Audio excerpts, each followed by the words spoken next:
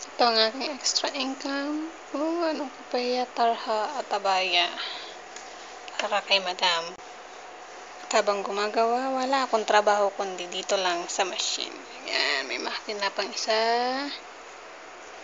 Ayan.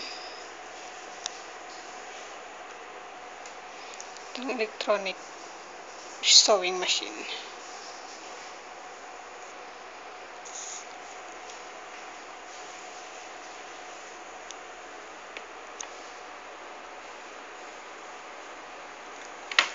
Tara, yan.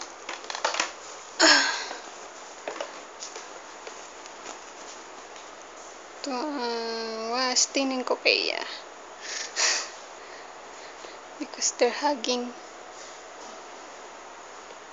Yan ako nang nag-cut niyan.